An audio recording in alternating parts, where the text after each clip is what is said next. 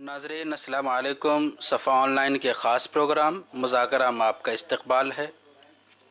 मैं हूं आज का मेज़बान मुनव्वर सुल्तान और आज मेरे साथ मौजूद हैं मशहूर समाजी कारकुन और इंसानी हुकूक़ के लिए लड़ाई लड़ने वाले जनाब पीसी कुरेल साहब।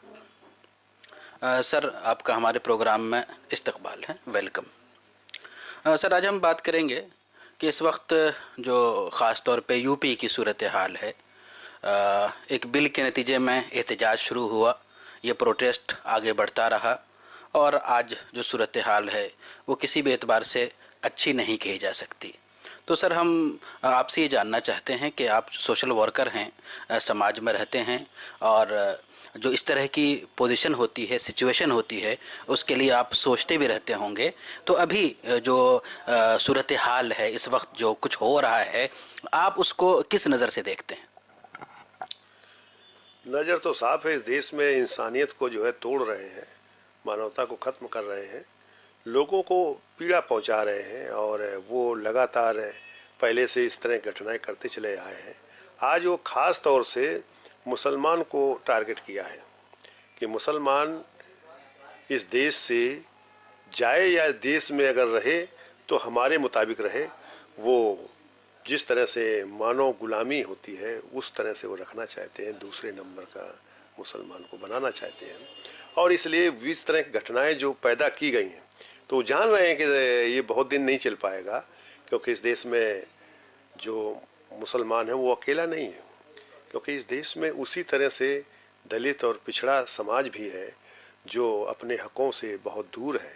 तो वो सब एक साथ खड़े होकर लड़ने की तैयारी बना लिया है और एक साथ खड़े होकर इस देश के हिस्सेदार हैं, तो हिस्सेदार के रूप में रहना चाहेंगे और हिस्सेदार को अपनी हिस्सेदारी लेने के लिए वो तैयार हो रहे हैं, क्योंकि हिस्सा कोई देगा नहीं, हिस्सा उन्हें खुद लेना है, इसलिए हिस्से के लिए तैयार हो रहे हैं। आज उन्होंने देखा जाए जो अभी 19 से जो शुरुआत हुई थी इस तरह का सीएबी का ये प्रकरण, जो विरोध प्रदर्शन, तो हमारे लीडरान जो थे, एक मोहम्मद शोएब साहब थे तो उनको, और एक एस आर दारापुरी साहब जो डीआईजी रहे हैं, और इस तरह से तमाम और साथी थे, दीपक थे, इस तरह से तमाम साथी लोग थे और हम लोग साथ में थे, फ़हीम सिद्दीकी थे। तो फ़हीम सिद्दीकी को और एस आर दारापुरी साहब को और शोएब साहब को, ये दोनों को तो हाउस अरेस्ट किया था और फ़हीम साहब को जो है ये कोतवाली में बैठाया था केसरबाग में। तो हम भी जो है गए थे, तो लेकिन उसी दिन हम लोगों ने तय किया था कि हम लोग जाके डीएम के माध्यम से एक ज्ञापन भेजेंगे राष्ट्रपति को। तो जब इस तरह की घटना हुई तो फ़हीम साहब से बातचीत हुई तो फ़हीम साहब ने हमसे कहा कि आप ज्ञापन दे दीजिए और जितने लोग आए उतने लोगों के साथ दे दीजिए। तो हम 3 लोग थे जिसमें हमने ज्ञापन दिया। उसके बाद जो उस पर संज्ञान में लिया गया और जो दारापुरी साहब के और शोएब साहब के ऊपर जो कुर्की का जो संदेश दिया गया था वो उठा लिया गया है, और वो चाहे जिस माध्यम से उठाया गया हो, लेकिन हमने उस कार्यक्रम को किया। और दूसरा, अभी 26 तारीख को ये ज्ञापन दिया है पूरे डिटेल के साथ कि इस देश में जो इस तरह से घटनाएं हो रही, तो पहले उस पर समझ लिया जाए यार एनआरसी और सीए जो लागू किया जा रहा है ये कितना उपयोगी है और किस तरह से लागू किया जाए जिससे कि कोई व्यक्ति यहाँ का मूल रहने वाला आहत ना हो। तो इस बारे में हमने दिया है ज्ञापन, और हम लोग अब आंदोलन जो चलाने जा रहे हैं, जनवरी से मैं शुरू करने जा रहा हूँ कि अभी तक के अलग अलग मुद्दों पर लड़ते रहें और जो संविधान का रूपरेखा है, जो यहाँ का लोकतंत्र से बंधा हुआ है कि इस देश में कोई कितना भी बड़ा व्यक्ति हो या कितना भी बलशाली हो, लेकिन सबका मूल्य वोट के आधार पर बराबर का है। तो बराबर का जो है तो उसे संविधान द्वारा जो है पुष्टि की गई है, संविधान द्वारा कहीं गलतियां ना हो, कहीं किसी की स्वतंत्रता में बाधा ना पहुंचे, कहीं किसी के कार्यकलापों में जो है बाधा ना आए। तो इसलिए संविधान बनाया गया है कि उस लोकतंत्र सिस्टम को हमें लागू किया जाए और कहो इसको पूर्ण रूप से बनाए रखा जाए। इसलिए जो है संविधान है और इसी तरह का संविधान बना है।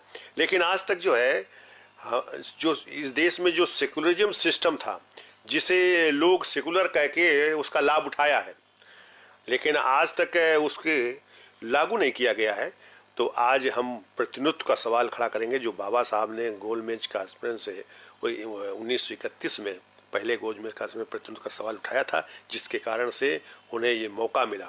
उस प्रतिनिधित्व की लड़ाई आंदोलन इतना बड़ा हो गया कि उन्हें जो है संविधान बनाने का भी मौका मिला और लोकतंत्र स्थापित करने का मौका मिला, जिससे स्थापित हुआ।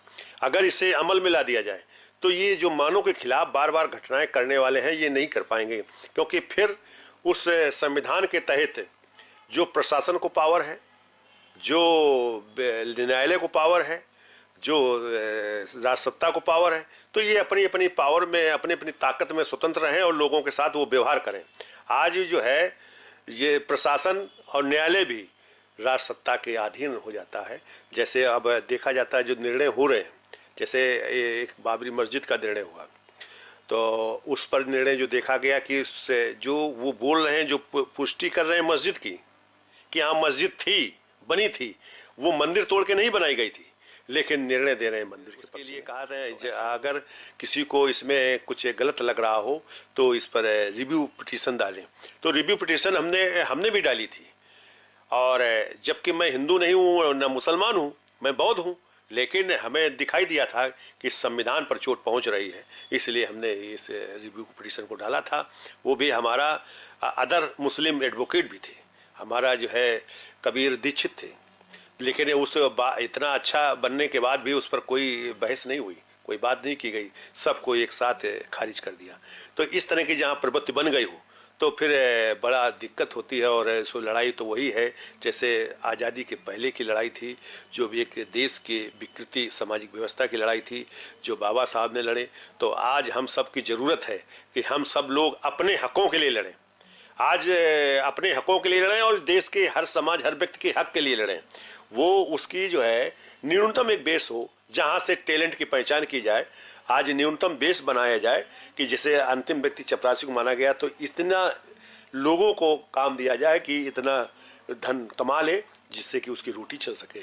हम ये जानना चाहेंगे आपसे कि आपने पूरा जीवन लगाया है, फील्ड में रहे हैं, इस तरह के प्रोटेस्ट पहले भी हुए हैं। जो पॉलिटिकल प्रोटेस्ट होते हैं वो होते रहे हैं मुख्तलिफ पार्टियों की तरफ से, लेकिन इस वक्त जो पुलिस का और गवर्नमेंट का व्यवहार है उन प्रोटेस्ट करने वालों के लिए, इससे पहले हमें इस तरह की चीज़ नज़र नहीं आई। तो क्या जो सियासी प्रोटेस्ट होते हैं और हमारा मुल्क जो डेमोक्रेटिक है इसमें इस तरह का प्रोटेस्ट होते रहना चाहिए, तो क्या प्रोटेस्ट करने वालों के साथ इस तरह का रवैया इख्तियार करना चाहिए? आपको क्या लगता है? नहीं, ऐसा रवैया अख्तियार नहीं करना चाहिए, लेकिन इस देश में जो विकसित सामाजिक व्यवस्था की जो सरकार बन गई है, जो पावर पा गई है, उसके कारण से वो इस तरह का काम करते रहे हैं और करते रहेंगे। हमें बड़ा सजग होकर उनसे लड़ना होगा। आप जो सीधे लड़ाई अगर एनआरसी और सीए पर आप लड़ेंगे तो ऐसा हो जाएगा कि मुस्लिम अलग खड़ा हो जाएगा और ये जो अदर्स हैं वो सब इकट्ठा हो जाएंगे, और तो फिर ये हालात कभी ठीक नहीं होंगे। फिर इस देश में दलित भी अछूत बन जाएगा, फिर पिछड़ा भी कमज़ोर हो जाएगा। इस तरह से हमें लड़ाई की एक रास्ता निकालना चाहिए। तो हमें उसको रास्ता को जो बताया है कि आंदोलन इस तरह चलना चाहिए, फिर राजनीतिक भी उसमें लड़ाई हो, राजनीतिक लड़ाई हो, सेकुलर वाली लड़ाई हो, लेकिन एक हमारा रास्ता परमानेंट ऐसा बनना चाहिए जो अपने राइट को के लिए खड़ा हो और वो सपोर्टर हो इनका। और मैं चाहूँगा कि हम राज सत्ता के लिए नहीं, हम इस देश के लोगों के प्रतिनिधित्व के लिए लड़ेंगे। उनको हक मिलना चाहिए, ये देश के हिस्सेदार हैं, वो कभी अलग किए नहीं जा सकते हैं। जो अलग करने को साजिश कर रहे हैं उस मंसूबे को हमें नाकाम करना है। और मैं समझता हूं कि जनता इस चीज़ को पहचान रही है, क्योंकि आरक्षण की लड़ाई सभी लड़ रहे हैं। तो इसलिए मैं देख रहा हूं कि जब आरक्षण की लड़ाई लड़ सकते हैं और आरक्षण किसी को मिल नहीं रहा है, तो फिर ये बड़ी लड़ाई लड़ी जाए प्रतिनिधित्व की और भागीदारी की। ये दो शब्द हैं तो एक, लेकिन पूरक हैं, लेकिन ये दोनों अलग अलग हैं। प्रतिनिधित्व रखा गया है वो कि कोई जगह है उसमें टैलेंट से कोई मतलब नहीं, उसमें टैलेंट भले कम ज़्यादा हो, लेकिन प्रतिनिधित्व आवश्यक है। उस समाज का नुमाइंदगी होनी चाहिए, उस धर्म की नुमाइंदगी होनी चाहिए। जैसे न्यायालय है, न्यायालय में कुछ अगर कम भी शिक्षा रखे तब भी उसके समाज से जो है जज बनना चाहिए। प्रतिनिधित्व का सवाल ये है कि उसमें योग्यता, उनको बाद में उसको योग्य बनाया जाए। जिसको हम प्रतिनिधित्व पर ले जाएंगे उसको योग्य बना लिया जाए, लेकिन उसको नियुक्ति जरूर उसको देना चाहिए। प्रतिनिधित्व का सवाल सीधा सीधा है कि हम उस समाज का प्रतिनिधित्व देखेंगे, उसके लिए हम अपना कर्तव्य निभाएंगे। और भागीदारी का मतलब है कि हम हर स्तर पर जितनी जिसकी संख्या है उतनी उसकी हिस्सेदारी होनी चाहिए। कल कारखानों में भी होनी चाहिए, सेना में, फोर्स में। जैसे पुलिस फोर्स में अगर इस समाजों की अगर होती संख्या, तो जिस तरह से व्यवहार हुआ ये नहीं होता, बल्कि पुलिस में आपस में तनाव हो जाता। क्योंकि ऐसे देखे गए हैं तमाम जगह पर।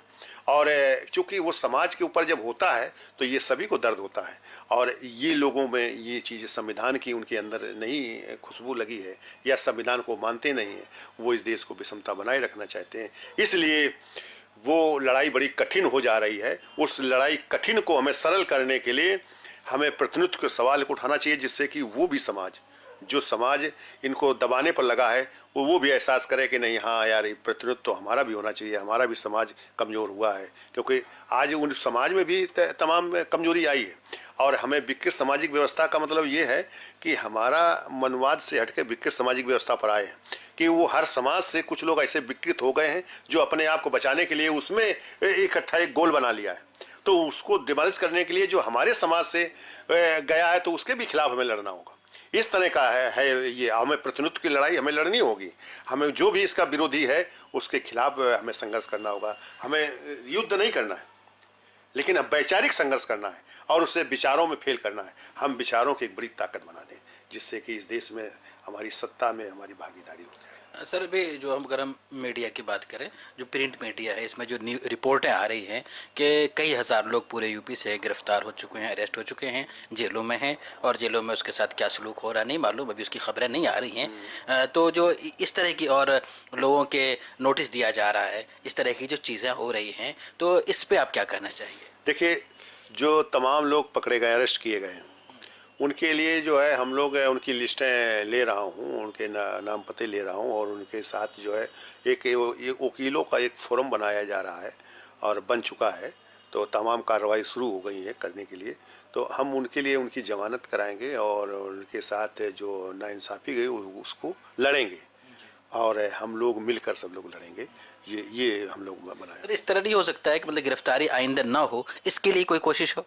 देखिए, गिरफ्तारी आइंदा ना हो उसके लिए कोशिश तो चल रही है। उसके लिए एक ही है चीज़, आंदोलन करना। तो आंदोलन में सभी, तो हमारे नेता जितने काम करने वाले थे वो सभी जेल में। पुलिस प्रशासन या सरकार करा रही है, क्योंकि ये कुछ लोगों से ईंटा पत्थर चलवाते हैं। जैसा कि देखा गया था कि वो फोटोग्राफिंग वहाँ नहीं कर रहे थे, वो दूर जहाँ ढेले पड़ रहे हैं वहाँ कर रहे थे, जहाँ आग लगी थी वहाँ नहीं कर रहे थे। ये उसका देखा गया जो। तो आज तक चेहरे उनके आए हैं, कम आए हैं। वो जबकि पूरी लड़ाई देखी जा रही है कि पुलिस प्रशासन के लोग की मिली भगत से सरकार ने कराया है, वो आरएसएस के लोगों ने कराया है। और इसे नकाब करने के लिए तो हमारा एक ही है कि हमें इनसे नफरत न करके प्यार मोहब्बत को आधार बनाकर हमें आंदोलन चलाना चाहिए, जो वैचारिक आंदोलन हो।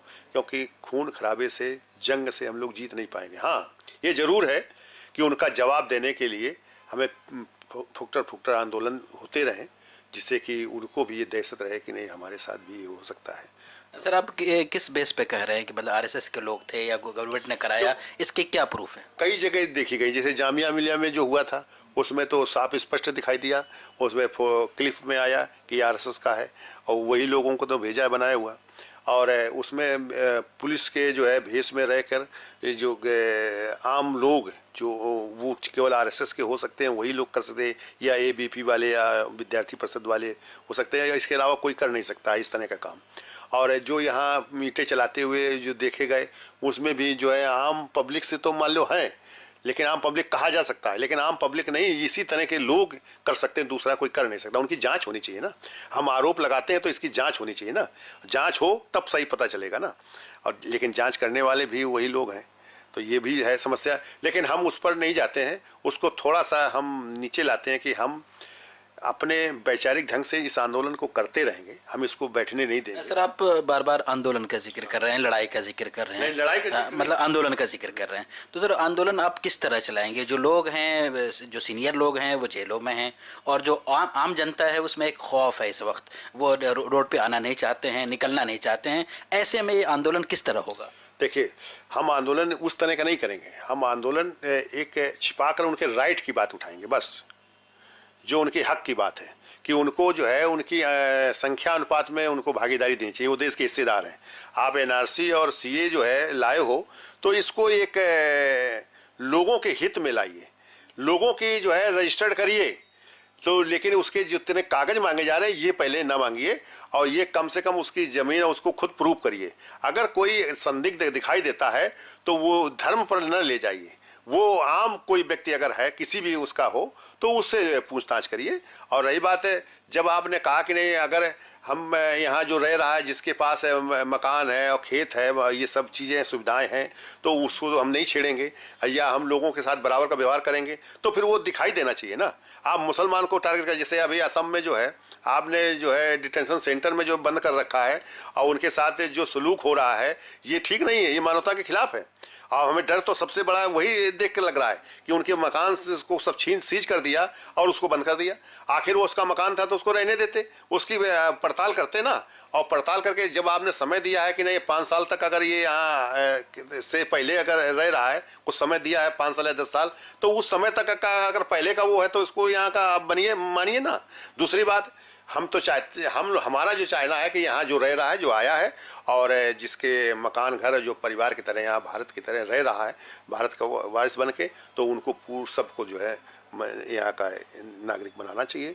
और क्योंकि पहले आपने क्यों नहीं किया था, जब वो आया था तब देखना चाहिए था। अगर वो यहाँ अपने को स्वीकृति दे दिया है, वो यहाँ स्वीकार कर लिया है नागरिकता को, तो उसको नागरिक को मानना चाहिए। सर, अभी जो हम देख रहे हैं कि जिस तरह आप लोग सोशल वर्कर हैं या मुख्तलिफ जो NGOs हैं उससे रिलेटेड हैं, विरोध कर रहे हैं, इसी तरह जो पार्टियां हैं कुछ, उनकी तरफ से भी देख रहे हैं कि वो विरोध करने को मिल रहा है। तो आप इस तरह को, इस चीज़ को किस तरह देखते हैं? देखिए, जो भी इसका विरोध कर रहा है वो ठीक रास्ते पर जा रहा है, लोगों के कल्याण के लिए कर रहा है। वो हमारा विरोधी नहीं है, ना मैं उसका विरोधी हूँ, लेकिन अपने अपने तरीके से करते रहेंगे। लेकिन हम लोग ज़्यादातर जो है परमानेंट यहाँ का हिस्सेदार बनाना चाहता हूँ, बार बार ये बात ना उठे, इसलिए हम बाबा साहब की उस लड़ाई को सामने लाना चाहता हूँ जो उन्होंने प्रतिनिधित्व के सवाल से खड़ा करके और लोकतंत्र और संविधान दोनों स्थापित कर दिया। और वो अगर और उनको मौका मिलता तो शायद ये भी स्थापित होता, फिर ये बाद में कहने का नहीं मिलता कि नहीं आप इस देश के नहीं हो, आप पाकिस्तान जाओ या और कहीं जाओ, तो ये बात कहने को ना मिलती। लेकिन आज वो सबके लिए, मुसलमान के लिए भी ये बात करें और दलित को भी आगे चल के जो है वो इसी तरह से लेंगे, क्योंकि उनकी मानसिकता में वो ये है कि नहीं ये देश हमारा है, मेरा जीता हुआ है। क्योंकि यहाँ इनका देश था नहीं, ये भी जीते थे, या जो जिन्हें दलित कहते हो ये सभी बौद्ध हैं, पिछड़ा है, ये सब बौद्ध हैं। और बौद्ध में तो कन्वर्ट होकर जो मुसलमान भी बन गए, सिख भी बन गए, तो वो सभी जो है यहीं के हैं। ये सभी में भाईचारा है, उनमें भाईचारे के जो है वो कम आती है, लेकिन अगर कुछ लोगों में है तो वो मेरे भाई हैं और उनको मैं सम्मान दूंगा। और मैं उनको भी अलग नहीं कर रहा हूँ इस हिस्से से, क्योंकि इस देश में यह देश चूँकि आज़ाद हुआ तब सबका बन गया, ये किसी एक का नहीं है, न मूल निवासी का न सबका। जहाँ देश में जो रहता है, जो इस देश का हिस्सा है, जिन लोगों ने यहाँ लड़ा है, जो लोग सब ने मिलकर लड़ा है, तो ये सबका देश है और सबका देश बनना चाहिए। हम लोग सब किसी को अलग करने का बात नहीं लड़ेंगे, हम सबके लिए लड़ूंगा। यह देश सबका है और मजबूत भारत बनाना है। सर, क्या आपको लगता है इस पोजीशन में कि जो समाज के अच्छे लोग हैं, पढ़े लिखे लोग हैं, उनको जो हमारे मुख्यमंत्री जी हैं या जो गवर्नर हैं और दूसरे लोग हैं, उनसे मिल के अपनी बात रखनी चाहिए? नहीं, रखनी चाहिए, बातचीत तो होनी चाहिए, लेकिन बातचीत असली बात होनी चाहिए, लेकिन वो लोग उस बात को सुन नहीं रहे हैं। लेकिन हमारा ये मानना है कि जिसे मौका मिल जाए बात रखने का, वो बात रखे और बात रखना भी चाहिए। दूसरी बात है, हम जब हमें अगर मौका मिलेगा या वो हमें बुलाएंगे तो हम बात बताएंगे। दूसरी बात, हम ये वैचारिक आंदोलन पर ज़्यादा जोर दे रहे हैं कि नहीं यह देश हमारा है और हम ही को देश से अलग किया जा रहा है, इसलिए हम और बारों में नहीं लड़ूंगा। ले हम इस देश के हिस्सेदार हैं तो हमें हिस्सेदारी मिलनी चाहिए। हम हिस्सेदारी के बगैर जो है हम रुकेंगे नहीं आंदोलन से। हम तब तक ये आंदोलन करूंगे जब तक ये हिस्सेदारी नहीं मिलती है। सर आखिरी सवाल, जो कुछ इस वक्त हो रहा है उसके बारे में आपको क्या लग रहा है? आइंदे क्या ये बढ़ेगा, रुकेगा, क्या हो सकता है? देखिए, ये अब रुकने की तो स्थिति कम दिखाई दे रही है और ये दोनों तरफ से बढ़ेगा। वो भी जो जिस तरह का स्वरूप अपना लाए हैं लोगों के खिलाफ, जैसे अभी दिल्ली में जो प्रदर्शन उनका हुआ मोदी का, तो उन्होंने कहा कि इन सालों को मारो जूते चार, इन सालों को डंडा मारो, हम तुम्हारे साथ हैं। इस तरह के पुलिस वालों के साथ हैं और इस तरह का जो नारा लगाया, तो इसका मतलब कहाँ आगाज जा रही है। वो मेल जोल करने के लिए तैयार नहीं है। वो इस देश के जो मूल निवासी जिन्हें हम कह दें, या यहाँ का बहुजन कह दें, या यहाँ के जो रहने वाले जो हिस्सेदार लोग हैं, उनको खिलाफ खड़े हो रहे हैं और उनको जो है गुलाम बनाने के लिए, जैसे मोहन भागवत ने अभी भाषण दिया है कि अगर मुसलमान भी अपने को यहाँ का हिंदू मान ले, वो यहाँ का, तो फिर उसको कोई दिक्कत नहीं है, वो रह सकता है। ये बात जो कही है, तो इसका मतलब ये सीधी सीधे है, वो विकसित सामाजिक व्यवस्था जो है उसको बढ़ाना चाहते हैं। इसमें आप इस देश के लोगों को चिंतन भी करना चाहिए और इस पर लड़ाई लड़ें कि जिससे कि वो इस देश का हिस्सेदार बन जाए। ये इसलिए हिस्सेदार के लिए, इसीलिए तभी ये देश मजबूत भी होगा, तभी ये देश अखंड भारत बनेगा, तभी ये मजबूत भारत बनेगा। यह सबका भारत है। हम लोग यही मंशा लेकर, इन्हीं विचारों के साथ हम आंदोलन करेंगे। हम बहुत बहुत शुक्रिया, बहुत बहुत शुक्रिया। नाजरीन, आप देख रहे थे हमारा ख़ास प्रोग्राम मुज़ाकरा, और आज हमारे साथ मौजूद थे पीसी कुरेल साहब, जिन्होंने अपनी पूरी बात रखी आपके सामने और बताया कि इस वक्त जो सिचुएशन है उसको चेंज करने के लिए एक वो आंदोलन शुरू करना चाहते हैं, और ये वैचारिक आंदोलन होगा जिसके ज़रिए से वो लोगों के सामने अपनी बात रखेंगे, और ख़ास तौर पर कि जो भी यहाँ का हिंदुस्तानी है, नागरिक है, उसकी भागीदारी होनी चाहिए, इस पर वो अपनी तहरीक को आगे बढ़ाएंगे। बहुत बहुत शुक्रिया, जज़ाकल्लाह।